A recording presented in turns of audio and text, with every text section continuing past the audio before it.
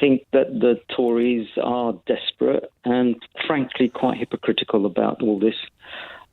Their policy is just not getting traction.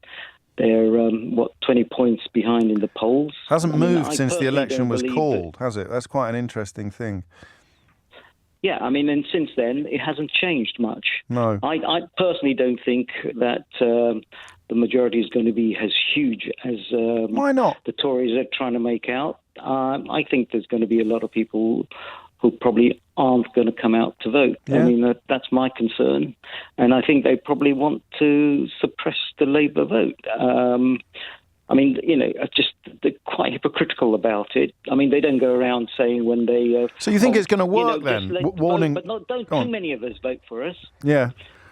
I don't think it's going to work. I think it shows that... But that's how come they're so desperate about it.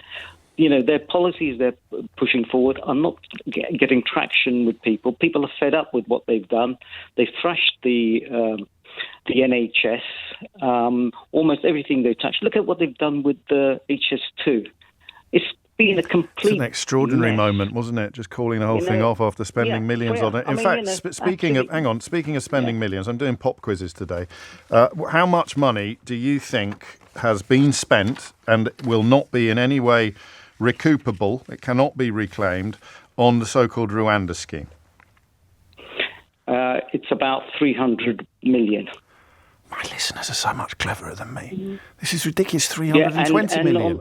Well done. But on HS2... These are rubbish, these quizzes. Everyone knows the answers. Quizzes are supposed to create some jeopardy, Suresh. David knew how many people there are in the cabinet. He was out by one. You knew how much had been spent on Rwanda. You were out by a tiny percentage of 320 million. I need to come up with tougher questions.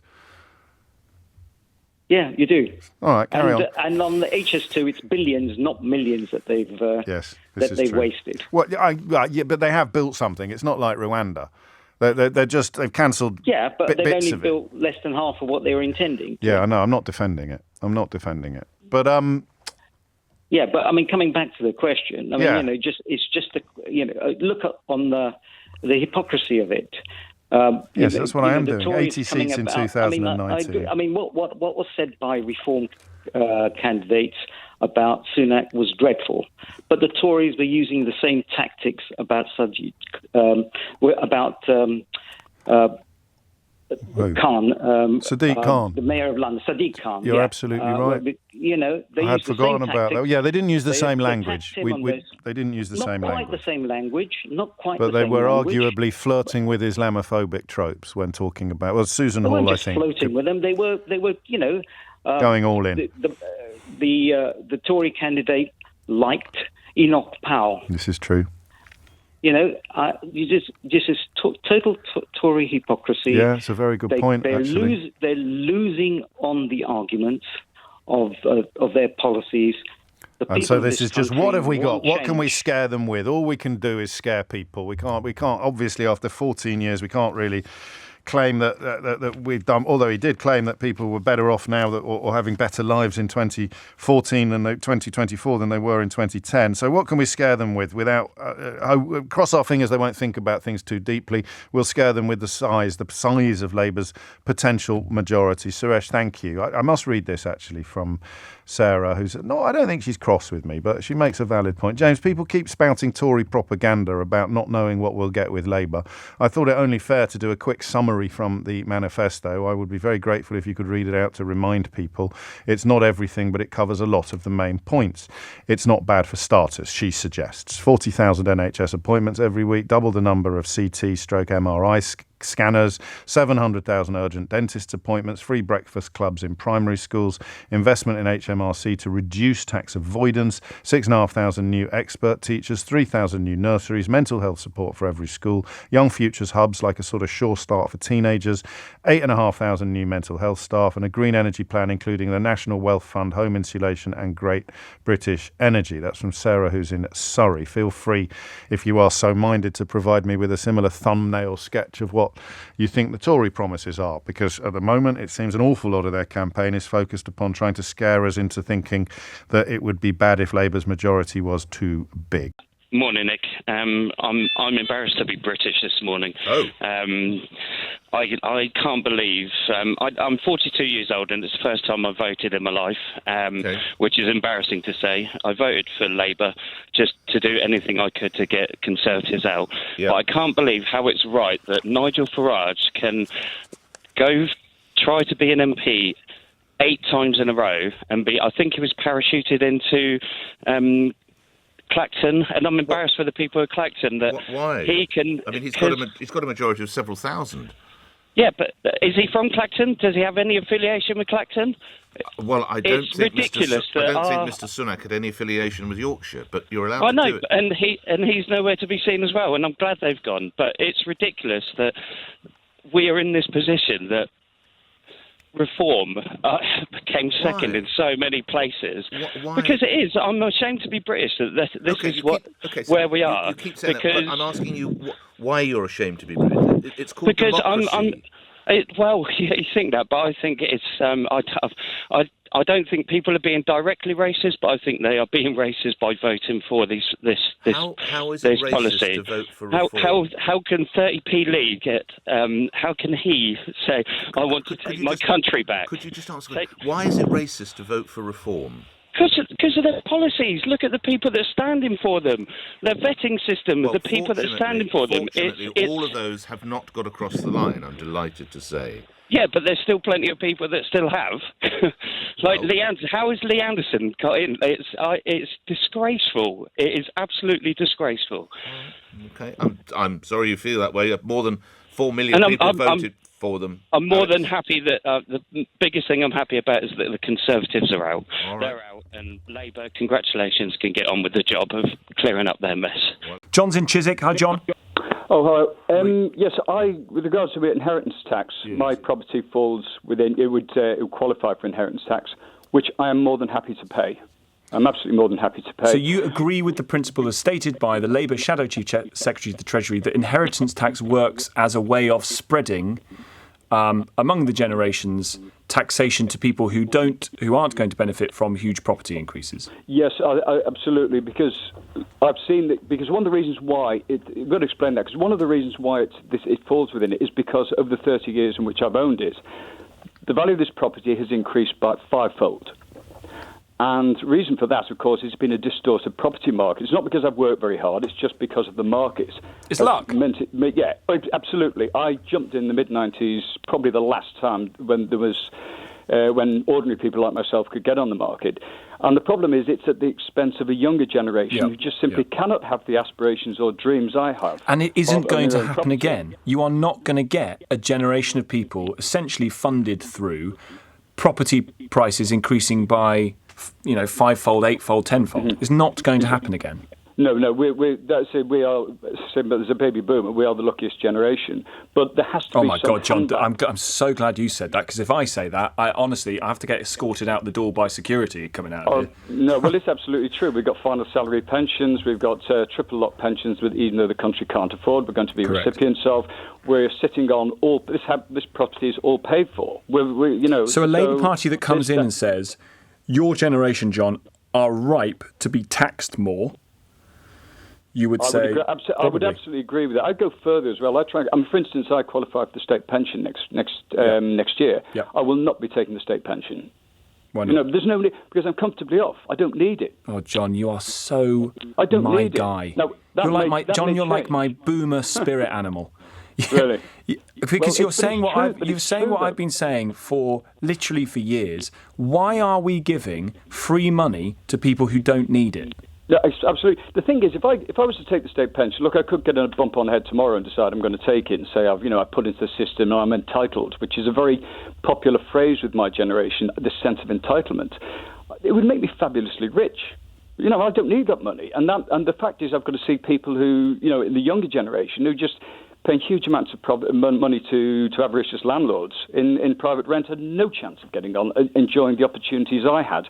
And there has to be a balance in that we have to tax capital, the people who've got it, like myself, so there's some kind of fairness in society. Because at the moment, there's a generational shift, and there's too much in our direction. We have to own up to it. Right, John. Where are you standing in the general election, mate? Because I need to vote for you. Well, unfortunately, I'm a bit too late to throw in my card. But, never too late, my friend. Listen, great call. I think you're bang right. I think everybody who is working, who isn't over state pension age, everybody who is working has had enough of being taxed now. Thank you very much indeed. And your income tax is going to go up anyway because of fiscal drag, because the thresholds aren't moving, so you are going to be paying more in your income tax.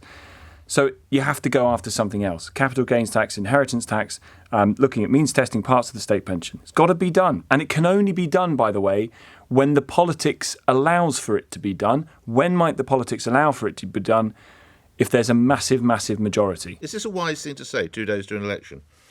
Well, I listen to you a lot, and you talk a lot of sense, but on this one, I think you're talking a lot of nonsense. Okay. No disrespect. No, go ahead. Look, his Prime Minister, what he's saying is he's putting so much time a week aside so he can spend some time with his family. But that doesn't mean to say that he's incontactable. It's people will be able to get hold of it if there's emergency. Of course they will. And there will be he's got a massive team, and there will be people to deal with issues as the routine issues as they crop up.